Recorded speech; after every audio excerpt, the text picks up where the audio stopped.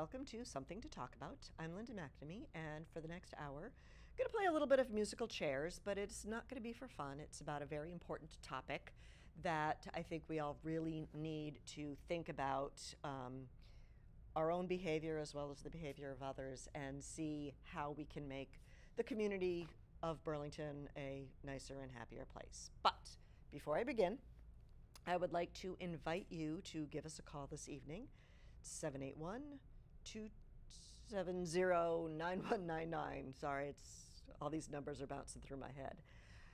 Or you are always welcome to email me any time of day or night at talk@bcattv.org. So if you have a question, because we're going to have different guests on this evening, maintaining socially distant, if you happen to miss the right person to talk to, you can always email me and I will make sure the correct person gets that.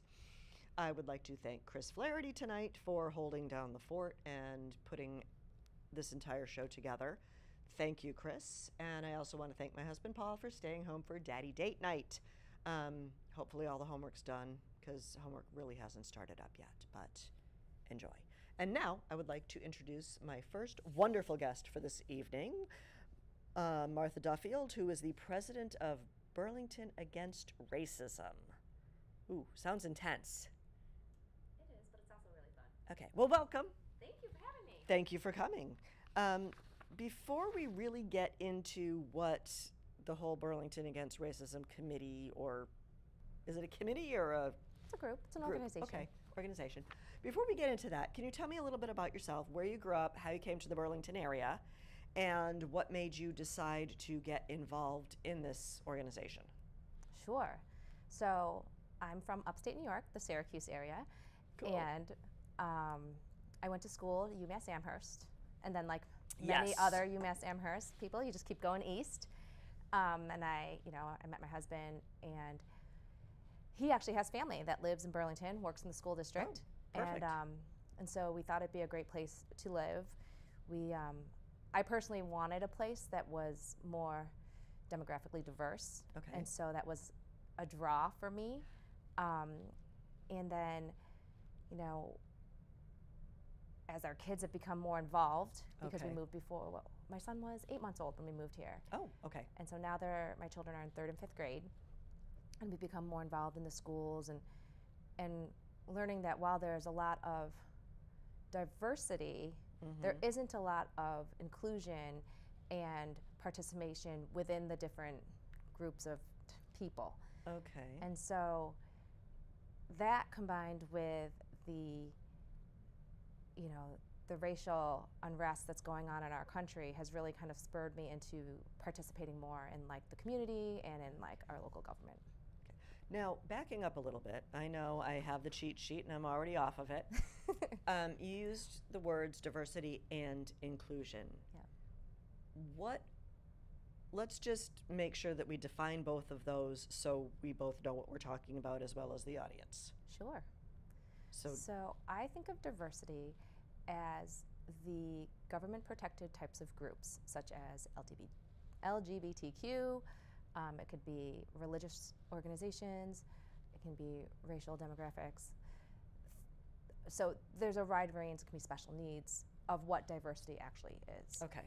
And then, you could put all these diverse people in a room, but if one person's running the meeting and another person is speaking a different language and somebody else can't hear them because maybe they're deaf, right. It's still, they're not included even though they're all in the room. So diversity is kind of like step one, and then, you want to create an inclusive environment so that everyone can participate. So kind of like diversity is recognizing that there are differences among individuals, and then inclusion is putting them all on a level playing field.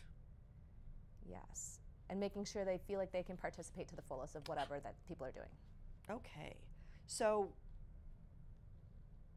how did you create or form Burlington Against Racism single-handedly? How did you start? So after the protests, and specifically the student-led vigil, a lot of parents started talking about race and kind of sharing their own observations or their children's experiences in the schools. And a group of, concerned parents started to talk about, hey, we need to do something about this. I actually was not part of that group. Really? Yes, I was not part of that group. Then they went, shh, brilliant. Exactly. And I got pulled in, and I really enjoyed working with this group of people, very passionate, incredibly smart, focused. And so we've been growing and building together and trying to navigate the system. We've had a nice goal to focus with together, and that has helped us. But it's been, I was kind of reeled in. I wasn't part of the original. Well, glad you're there now.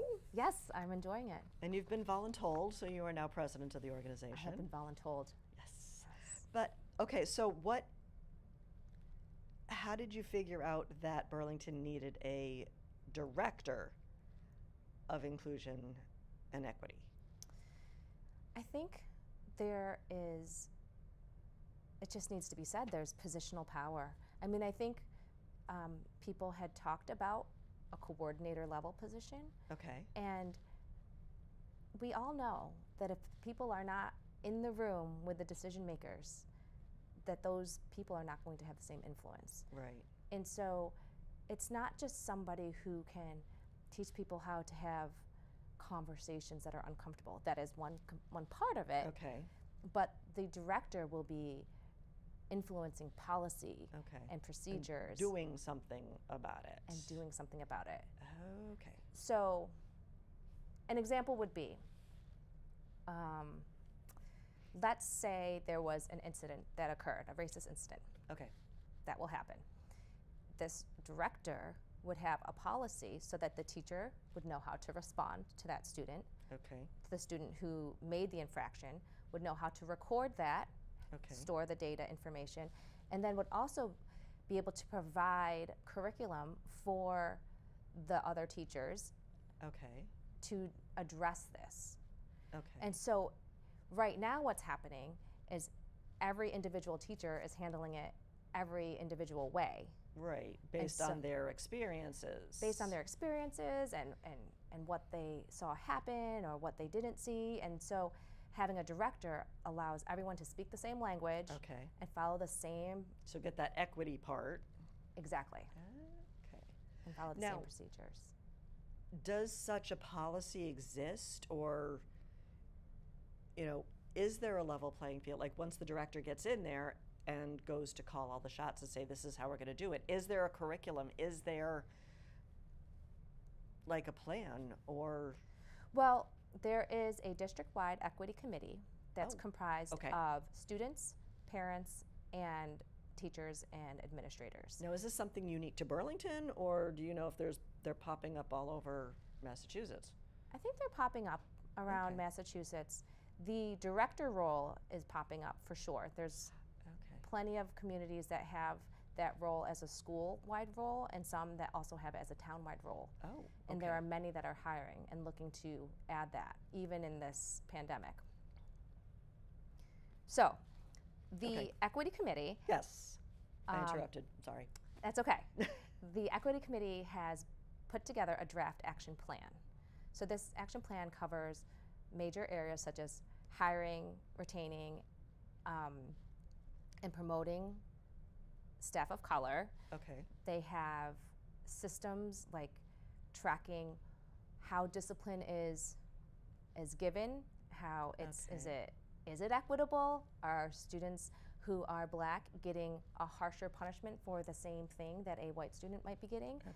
And it's really kind of calling attention to these, creating a protocol for them, and then making sure that if there is an inequity, then we start to address it. So that would be some of the systems types of stuff. And then there's student-focused things, which would be like affinity groups, support groups,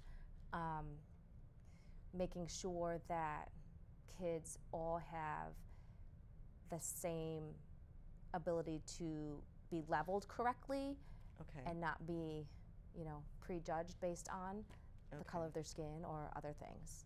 But speaking of prejudging, when I was preparing my questions, I kept thinking about how would someone feel safe reporting that they've experienced a racist incident without having the administration backlash and have them pointed out as being like a tattler or, you know, turning it around to make them less victim and make the... To have it addressed appropriately, right? Yeah. So, you know... There's no backlash for reporting something. Right. You know, not only, you know, more of an extreme of if I report something, well, nothing could be done, or I could be called out and become the focus of attention, drawing myself into the spotlight more. Well, and victim shaming is a very real part of our culture, right? Thank you. That's what I was thinking. So actually, my son just experienced a racist incident last week. He's in 5th grade. And because of my ability and exposure on the equity committee, I wrote the principal of our school and then also other members of the equity committee, and I said, here's what happened. And I asked him, you know, what are our next steps? Yeah. Okay. You know, and he was very responsive, and, you know, he told me he talked to my son, and he had said, I asked him if when this incident happened, would he have felt comfortable talking to a grown-up? And to your point, my son said, no, I would not. And my son's very willing to advocate for himself, or, you know, if he sees somebody doing something wrong, he's very comfortable saying, that's not okay. So I find that protecting students' identities, if they need to be protected, protecting them from these incidents is important. And then once these incidents are shared, if they get to that level where they feel comfortable enough, then you need to believe them and affirm them. Okay. So some of the things we talked about is, you know, the principal had said that their guidance counselors plan on calling everyone in our school. Excellent. And saying, hey, this is what we're going to do. And communicating and having the teachers reach out to all the students on a regular basis, saying, and just, you know, if you hear something, you can tell us. And so I think these are some of the things, these are just ideas I'm brainstorming as a parent with the principal who's being very proactive and trying to address this. But if you had a director of diversity, equity, and inclusion, they would already know ways and protocols, and they would have experience at helping people come forward and share their stories. They would be working with other directors from other schools and, you know, have knowledge sharing in order to say, hey, this worked here, but you know what, this didn't work. Oh, okay. Now, is there such a person who would have the ideal resume to do this? Well, I think that... Or is it so new that it's like trying to make it up as you go along? I think that there is a different lived experience when you have been a person of color. And I think that you will have different networks and you will have different life experiences. I think some of the challenges that have occurred historically in hiring practices is getting so focused on things such as accolades, academic achievement, that you can miss experience at handling difficult conversations, knowing how to navigate, you know, racial tensions that many people of color have spent their whole lives doing. And so I think to assume that there's one person who's magically going to fix racism in Burlington Public Schools is unrealistic. But are there lots of qualified people who can help us move forward and improve the dynamics at our schools, support our teachers at our schools, and help our students? I think, yes, absolutely. There's plenty of candidates who I'm sure would be interested in helping our schools out. Now, one more question before we play musical chairs, but there's a warrant article coming up in front of town meeting. What is that warrant article? Can you tell me a little bit more about that, like what it'll be covered and what should the general public do to prepare for this? So there's a traditional school budget and there's a process with that. With the pandemic, everything has gone a little crazy. Just a bit. Just a bit crazy. Just a little bit. The budgets have been changing. It's constantly in flux. And also, we've had this racial reckoning. There was the murder of George Floyd and Breonna Taylor and all of these other people who have really taken this conversation and really put it in the spotlight, right? Right. To the point where it's really moving a lot of people to action that maybe have been complacent on these issues before. And so the urgency to support our teachers and our students has just become so much greater. It's been put on the front burner. It's been put on the front burner. But obviously with the normal process, the schools would have to wait. Okay. And so what this warrant does is it's a bridge to allow the schools to accelerate their hiring process by providing some funding for wages to get this person in the door so then it can be incorporated into the school budget in the future. Okay. And when is that being presented? September 30th, in a week. Like real soon. Right, so if people are interested in supporting this, you can email and reach out to your town meeting members. Okay. And let them know you support this and you would like them to vote yes. All right. Sounds great. Now we're going to do a quick little PSA because we need to maintain social distance, so we're limited. But thank you so much. Thanks for having me. I know we didn't get to everything, but what you have said has been very informative. Thank you. So, okay, so let's take a quick break, redo a little thing, and we'll be right back.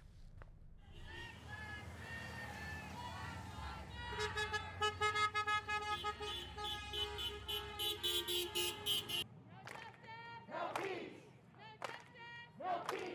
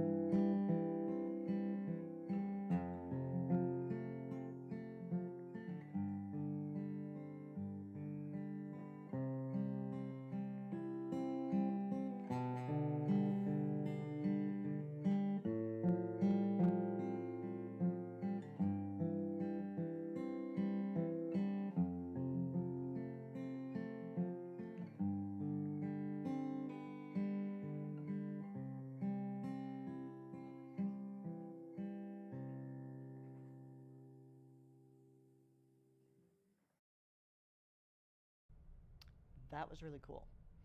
So, we are advocating and educating tonight. And next we have, wait, Judy, I forgot your last name. Crossman. Judy Crossman. Thank you, Judy, for coming. And you are a high school teacher. Yep. What do you teach? English. English. Oh, okay, cool. Yeah. Because, okay, and as I started with Martha, can you give us a brief 30-second history of where you grew up and how you came to the Burlington area? Sure. And what made you, well, no, we'll talk about that in a second. I grew up in Needham, so not far from here. Okay. And I went to school locally and then sort of moved around a bit. I lived in D.C. for a while. I lived up in like Portland, really Maine. moved around. Yeah. And eventually my husband and I moved to Burlington in 2004. How I came to teach, I think my mom was a teacher. My dad was a civil rights attorney.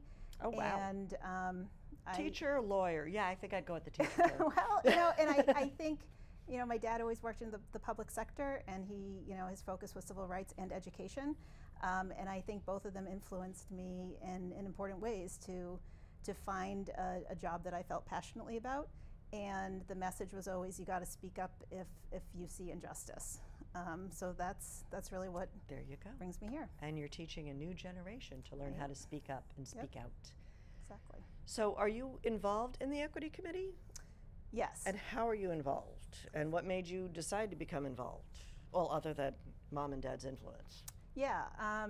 So I started teaching in Burlington in 2003, and in the fall of that year, there was an incident at the school that led us to do some things like bring the ADL in to work with student leaders and create a diversity committee. Oh, so I would say been around that long? Yeah. Wow. I would say that there has been various iterations of Okay. these committees over the years. The most recent iteration, district-wide, this District Equity Committee that was started, in the spring of 2019. So I've been doing this work in Burlington for as long as I've been employed in Burlington. Wow. So yeah, it's important to me. So what makes you think this time around, like right now, is different than 2003, 2004? So I am hearing conversations in the community that I have never heard before. I think, as Martha said, that there's a new urgency based on reactions, the events that followed the murder of George Floyd, other deaths, and I think other people are starting to recognize that we live in a world where there is indeed interpersonal racism and systemic racism, and we need to work to make change. I mean, Burlington is not unique in the problems that we face, but we need to take action. So for me, what feels different right now in 2020 is that we have an amazing group of parents in BAR who want to take action. I feel that there's this tremendous support in the community, and just the conversations I'm hearing on the school committee, amongst parents, amongst students, feels really different. Actually, people feel like they're being listened to, or it's the right climate or the right environment to actually make that change? Yeah, I think the conversations that are happening are they're sort of awakenings for some people, that there's this recognition that there is a problem, and we need to address it.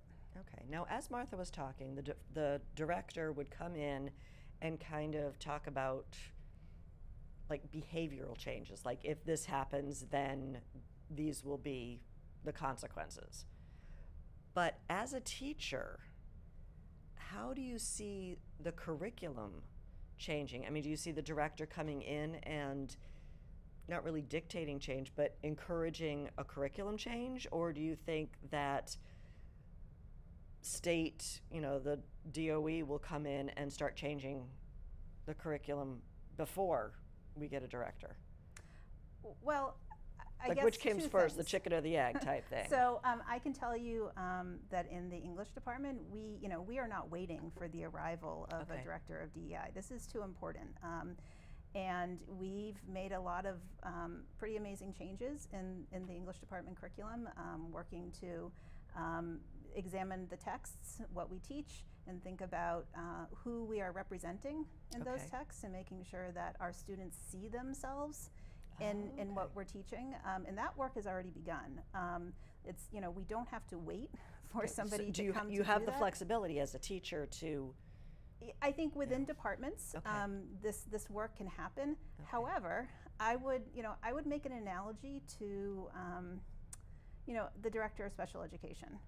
I am, as a classroom teacher, I have to be prepared to work with and support every student in my classroom. Regardless of their needs, I need to find a way to support them, right? That's my job, and I have to do that. However, I know that I have the support of the director of special education, of a special ed team chair. There are people whose job it is to figure out what are the policies and procedures that need to happen to make sure that these students are supported. So now, do they also serve as like a sounding board? Like if you have an idea absolutely. to, So if I'm concerned that I am not supporting a child in my classroom, I can go to a special ed teacher. I can go to the department chair. I can go all the way to the director of special education and say, I am challenged by help me out here. this situation. what do I need to do? What are the best practices in this case? And we need that model, you know, in a director of DEI. It's my job to do the anti-racist work as an educator in a classroom, but I need somebody who can guide us and create the practices and policies. Now, how are some of the ways you do that? Because I'm thinking, okay, history, it's kind of easy to figure out these are the things that need to change in a history curriculum. Although I'm not quite sure how you can confirm that it's objective, because history is always written, you know, when you're talking about a war, it's always written by the people who won. So, right. How do you make sure that it's objective and accurate? Yeah, I guess I might reframe that a little bit and not think about it so much as, you know, is this objective or accurate, or let me actually start by saying this. Yeah, I know you're an English teacher, right, but I'm asking a history question, but I can start with an English teacher perspective, and then explain how that connects to the history perspective. As an English teacher, what I want to do is teach my students how to think critically.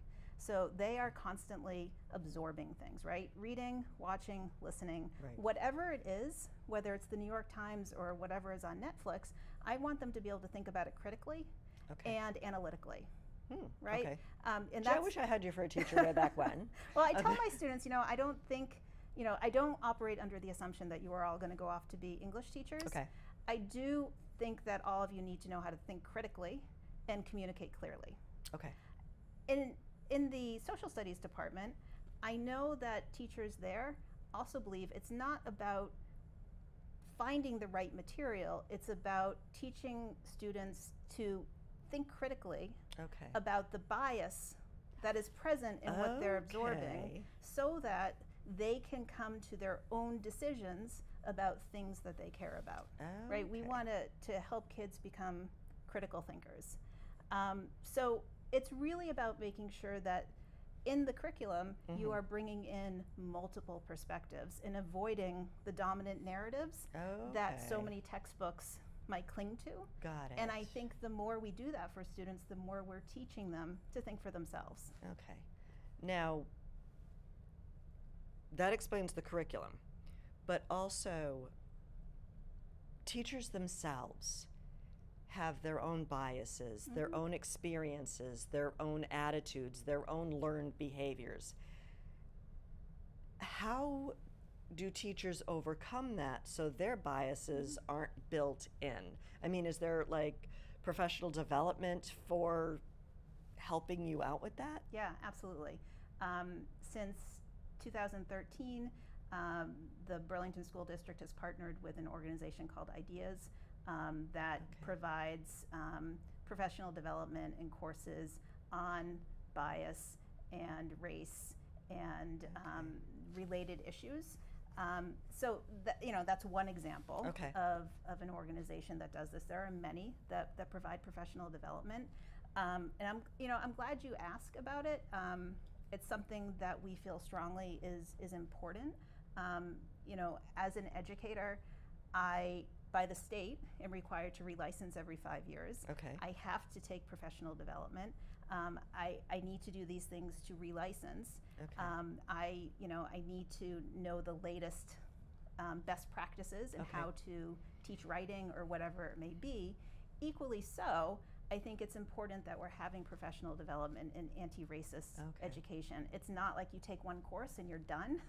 It's an ongoing thing where I think, you know, it needs to start, as you said, with an examination of your own identity and your own bias, because and not all people are willing to do that. I mean, any profession. Of course, it's hard, and it's, you know, it needs to start with your individual identity, and you know, then it's becoming familiar with terms and concepts. It's learning how to interrupt and address microaggressions that you might see, how to help students even recognize microaggressions how to recognize them, right? So it's, you know, I think professional development is crucial, and I think it's ongoing. So I'm just like,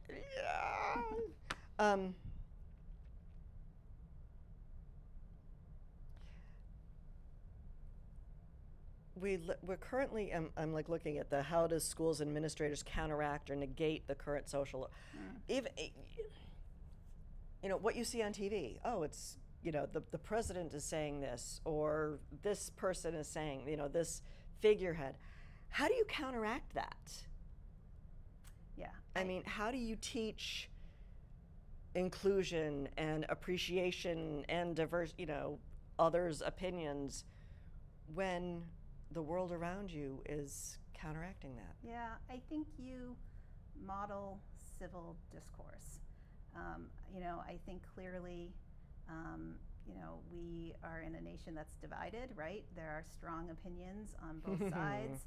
And I think you can't ignore that reality. I think you have to engage in it. And I think as educators, what we can do is model for students how to have conversations where you listen and you respond to ideas, you don't attack people.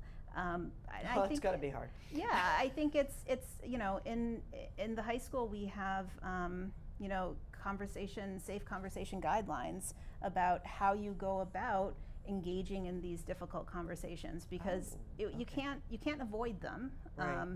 Or if you choose to avoid them, I think you're doing your students a disservice. Yeah, okay. So in fact, I think it's important to prioritize those difficult conversations. And what I've heard again and again is that, you know, people are uncomfortable with that.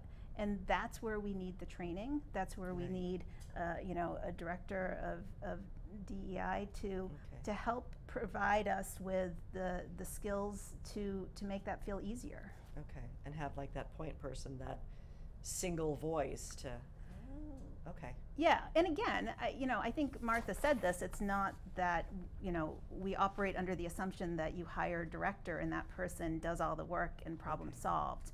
It's, you know, it's very that would be nice. it's work that falls on the back of all of us, but we need somebody who can prioritize it. What about, I think we already talked about that. What other types of outreach? So we're, you know, we want to hire a director. We want to give teachers the opportunity for professional development. What about parents?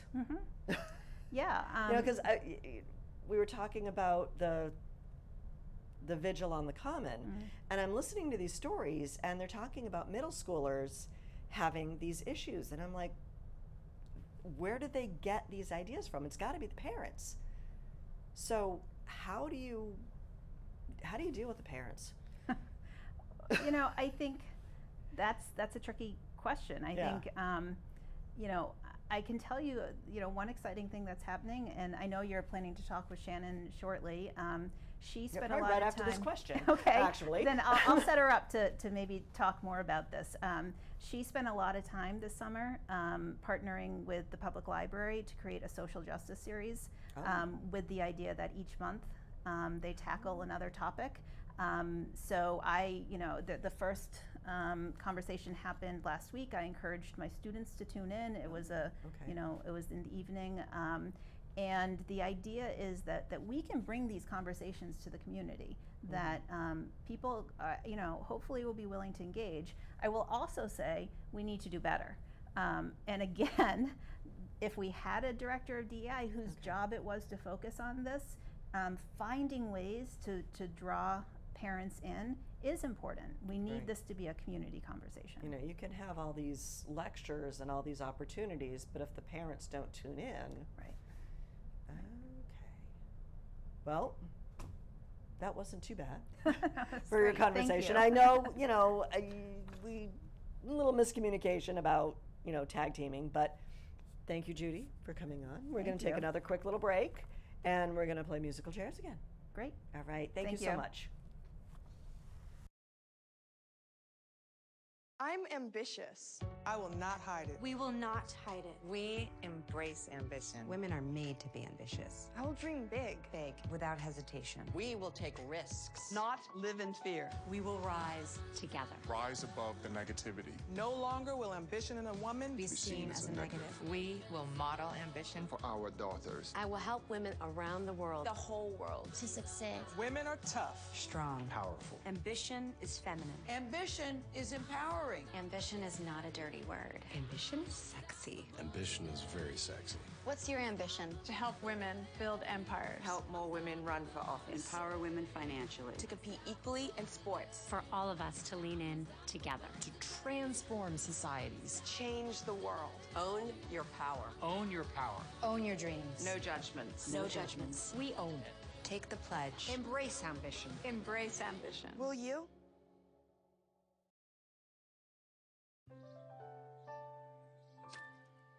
Oops.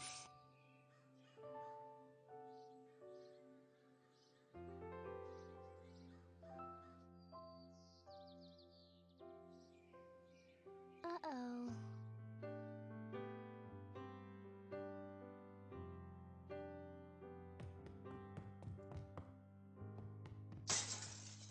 Sorry.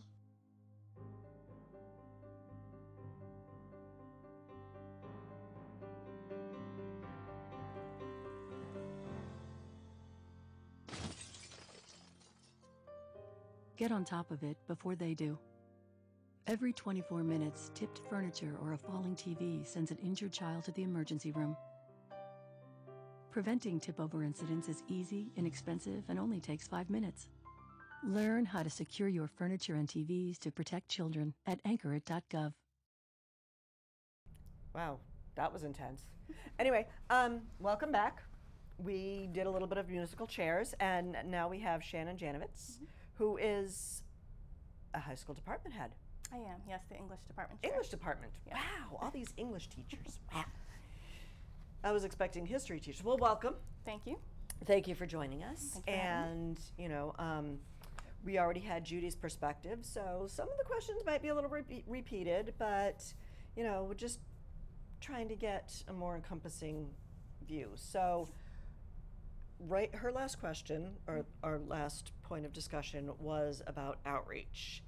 And do you have anything, what do you have to add? Well, I'm going to start where Judy sort of left off, and that Okay. we have to do more. Okay. I've been involved with the parent university that the district runs, and we brought in the ideas group, and they ran a session on implicit bias and microaggressions, but it wasn't widely attended. Now, was this for the parents or for the teachers? It was for the parents a few years ago. And as Judy mentioned, we're starting to partner with the Burlington Public Library on their social justice series in an effort to try to broaden the outreach so that the community is engaged in conversations. That said, it's hard to get to ensure that the community you is need a horse engaged. to water, but right. You know. So we started last week, which was great. We have a teen discussion coming up, a teen anti-racism discussion coming up on Monday, and another event on Tuesday. And then in October, they'll be talking about voting rights, and November, talking about amplifying voices and the importance of reading different texts. So this is an opportunity, but we are not necessarily changing how we reach out to parents. I think we're doing a lot of sort of making a lot of the same efforts so that that director would be able to point us in the right direction and help us find new ways to reach families. Okay, now before I go into the audience, I missed my first important question. What's your background? Where'd you grow up? How you came to Burlington? What made you decide to become a teacher? Sure, I grew up right around here. I grew up in Chelmsford, so there isn't a big story here. I grew up in Chelmsford. I've lived around here most of my life, brief time in Colorado, but coming to education was a little different than Judy's story in that I came totally based on content, being in love with literature and wanting to impart that, being inspired by my own teachers to impart that to students. And I became much more involved in the equity focus as I got to know my students and their lived experiences and the situations they were addressing. Now, how much interaction do you have with your students that's not academic?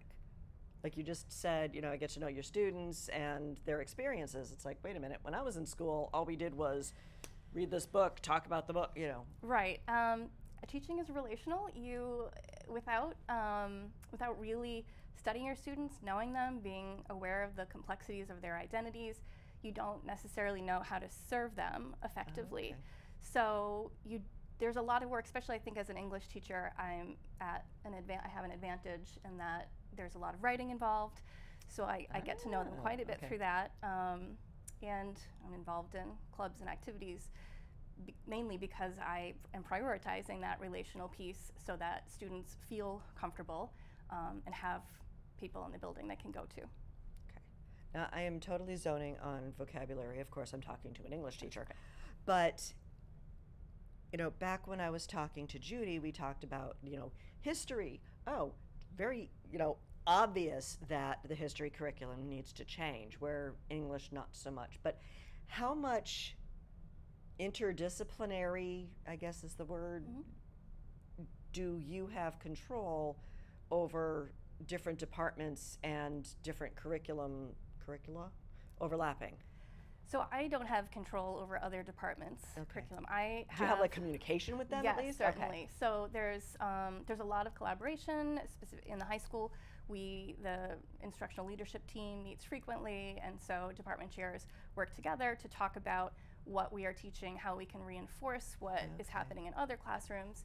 That said, we need to do more of that. So same with everything is that we are making these steps, but we're not necessarily doing it as effectively as we should be to serve the students in the way that they need right now. Okay. Now back to your first question that I had asked you about, you know, picking up where Judy left off and the outreach and, you know, partnering with the library. And yes, it's important to talk to the parents. You mentioned a teen program. It's great to talk to the teen, but how do you impact or communicate or reach the entire community? Because there are some people in Burlington who don't have kids in the school, so we don't care what goes on in the schools. So how do you address that? It's hard. I think it's hard. Yes, you can. It's hard to make a huge shift in the culture of a community, but I think similarly to a school where if a director came in, they would focus on making technical change to policies and curriculum and the processes and looking at our practices, but also adaptive change and looking at the school culture. So how do we interact with one another? How are we able to have conversations about these topics? Why are we not having the conversations we know we need to have in order to help students? So I think that there's some adaptive change that needs to happen in the community, and that, again, direction, having a compass, having a focus is going to help us do that. So, yeah, I think she answered everything. I think she did. So, any other personal perspective before I play musical chairs again?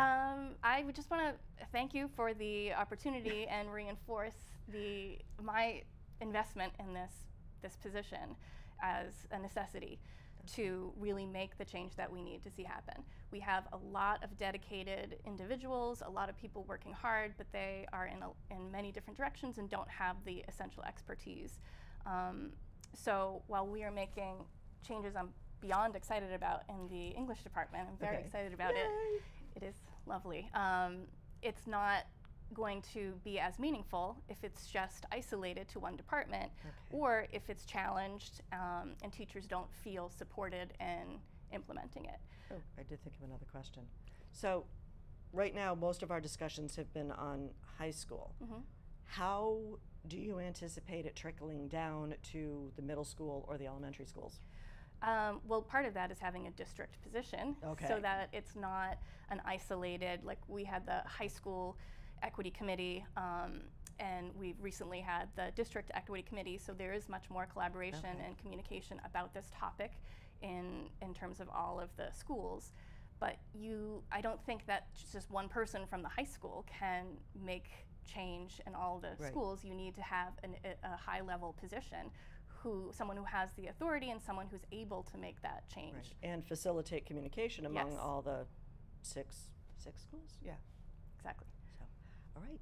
Well, that was very brief. I'm sorry to make it so brief. That's fine. But we want to make sure that our last guest has ample opportunity. Okay. So thank you very much. Thank you. And we're now going back to another break. Okay. All traumatic spinal cord injuries tend to happen the same way, suddenly, then finding yourself in a chair isn't the end of the world. It's just the end of the world you used to know. Paralyzing spine injuries can happen in sports, in car crashes, and falls. The most preventable is diving into shallow water. This is an accident that should never, ever happen.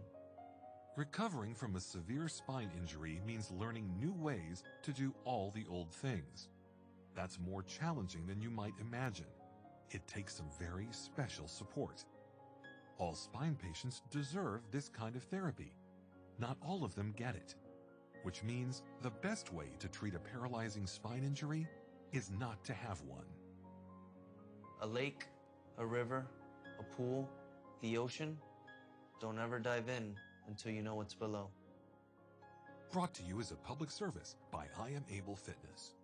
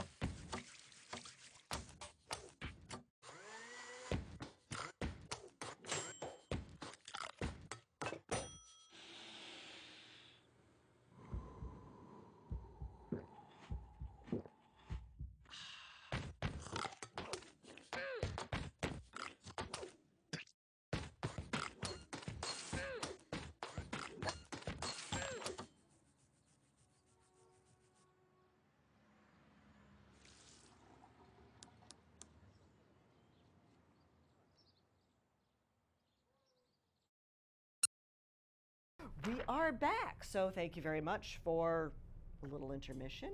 We now have another guest, Carl Foss, who is a recently elected school committee member. So I'm glad that we didn't have a school committee meeting tonight, so. Yes, the timing was great. So, you know, thank you. Your wife is probably annoyed because you weren't home last night because of a school committee meeting and tonight. And she's like, quite forgiving, and I'm when lucky are to you have home? her. Right. So, okay. I had forgotten earlier with Shannon, so I want to make sure that, start with you. Where you grew up, how you came to the Burlington area, and what made you get involved in education? Because Sure. you're like all over the place in education. Yeah, I'm wearing a lot of educational hats, so to speak. But I grew up near Worcester, and I went to school in Boston, or I went to college in Boston. She was my wife, my future wife, and I met. We lived in Arlington for a few years, and then when our daughter was soon to be born, we started looking for a bigger house, and we wanted to stay fairly close, and we ended up in Burlington and Cool. fell in love with the community. As far as my educational path, it's I started out as a substitute teacher in Boston. I worked in a number of different towns, including Lexington and Waltham, and currently I teach in Lowell. I've been there about 5 years. Cool. Yeah. So thank you. Thank you for having me. Now, our other guests have talked about why we need a director of equity and inclusion. I think I got that right. So Diversity, equity, and inclusion. Diversity, equity, inclusion. Okay, sorry, missed that one. So, are there surrounding towns, you know, in your experiences, you know, you lived in Arlington for a while, you teach in Lowell. Does this position exist in this area, or is Burlington like on the leading edge of forming something like this? No, in fact, Arlington is one of the communities that has one of these positions. Lexington has one. Medford has one. As Martha mentioned earlier, a lot of communities are exploring, if they don't have one yet, they're exploring adding one now. As part of the District Equity Committee, we looked at some of the communities such as Cambridge that are currently in the process of attracting and hiring a person of this type of position. Now, does our school committee have like open lines of communication with these other towns and cities to figure out how Burlington could implement such a position? I can't speak for the other members of the school committee, but as part of the District Equity Committee, we have been reaching out to, for example, Johnny Cole in Lexington. A couple of members of the Equity Committee have spoken to him about his role and how some of the aspects of his job could be applied in our own community. Okay, so you don't have to like reinvent a job description or something already exists. Well, yes, but we would want to see kind of what has worked in other communities, what the challenges have been, and kind of figure out what is going to be the best fit for our community. Okay. Now, assuming that Burlington does decide to move in this direction, so I'm not going to hold you to that, but should we go in that direction, who would hire this person? Would a new committee be established? Would it be something that the school committee appoints, or would, you know, Burlington Against Racism do? How would you go about the hiring process? Well, the hiring process would be run through the superintendent's office. Okay. And so Dr. Conti and his staff would create a job description, and the Equity Committee has come up with a draft, but it would be the central office that finalizes that. And we're hopeful that they would accept input from us and kind of use the work that we have done thus far to kind of guide that process, but it would be run through the central office. Now, how long of a process would it take to actually come up with a description, send out, like, looking for resumes, and then weeding through all of those and go through the hiring procedure? It's hard to say exactly how long it would take, but it would be. Are we talking 6 months? Are we talking a year, 5 years? You know, well, hopefully not 5 years, but. Well, in an ideal situation. Let's talk ideal. I like ideal. The process would get started if the. Well, I mean, it would have to go. The step one is to get. So the warrant article is next week. Right. Then what happens after that? You know, they would come back to the school committee, and the superintendent and the school committee would have a discussion, get that process started, put out a description, and see how many applicants that are interested and would apply for it. Okay. And then the hiring committee would be formed. Also through the central office. Okay. We're hopeful that the equity committee, students, staff would be involved in that process in some way. Okay. Again, it would be set up through the central office. Okay.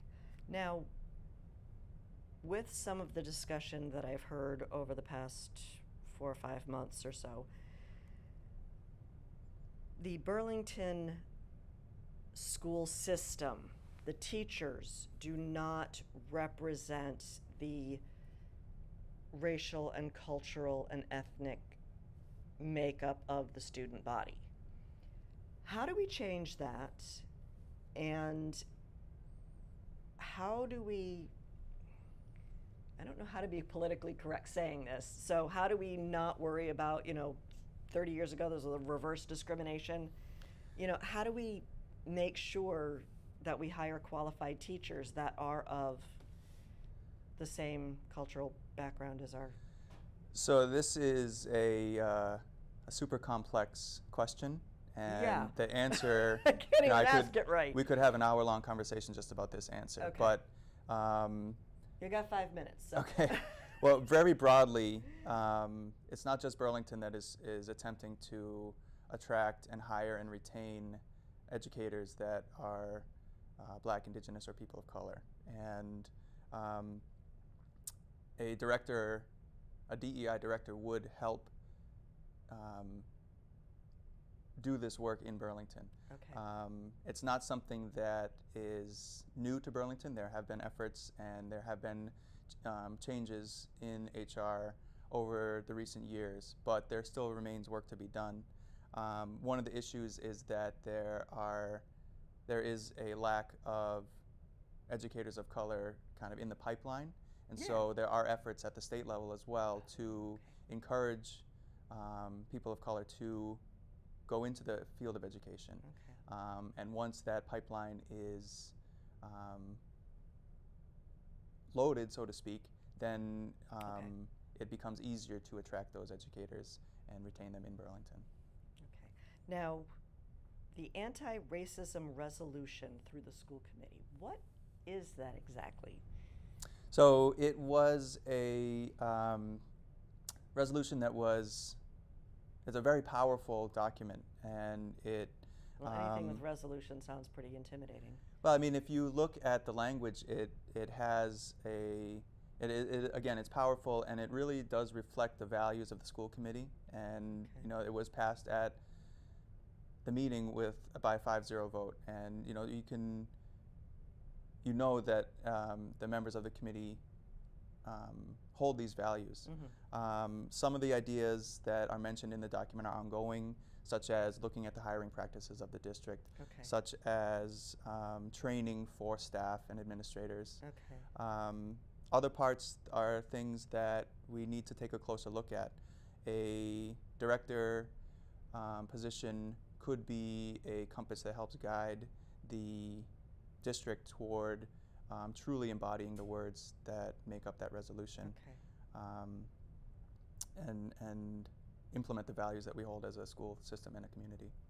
Now, is there a timeline for all of this? Because, you know, the resolution itself, sometimes can be just a bunch of words. And how do you make sure that progress is being made and you're moving it along?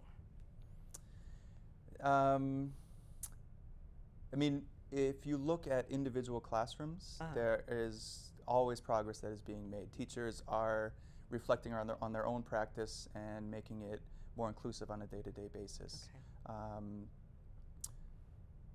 Judy and Shannon mentioned the series, the partnership with the public library. Yes. So some of that work is done on the department level as well. Oh, okay. A director would really come in and be able to like prioritize? Prioritize, and not only prioritize, but also shine lights on aspects of our practice as a district that it's hard for us sometimes to be self-reflective. So part of the job would be to shine lights on things that, or make us look in a mirror and notice things that it's sometimes hard to notice, the known unknowns, so to speak, the things that we know that need to be improved, but it's hard for us to notice what they are. Got it. Now, all of this discussion is great, but we're in the middle of a global pandemic. How do you see this different in remote versus physically having the kids in the school? Well, I think that... Or pandemic versus non-pandemic. I mean, it's... The changes that need to be made are kind of by nature multifaceted, and the adaptations that teachers have had to make in order to turn their curriculum from an in-person to a hybrid, or from an in-person to a full remote practice is, I mean, the types of changes that would be made would be, you know, they would be similar. The way that you adapt an ELA curriculum, for example, or a social studies curriculum, you would make similar changes. And it's sometimes as simple as the choices of books that you read with your class. Sometimes it's the primary sources that I might assign to give different perspectives. Those things can be done either in person or in a digital environment. You know what? I feel like I cut this short, but we are out of time. Well, that's okay. I know. You don't want to talk anymore. You're like, no, I would talk all night if we could. So, well, we might just have a sequel. Great. But anyway, thank you for coming, and I also want to thank your colleagues who also appeared this evening. I'm really excited about the direction this is going. And I also hope everyone at home is as excited and enthusiastic and hopeful as I am based on tonight's conversation. And hopefully you and I will check out the options and the other opportunities at the library to learn more about this position. And I think that's about it. So thank you for tuning in. Have a wonderful evening. Good night, and I'll see you around town. Thanks.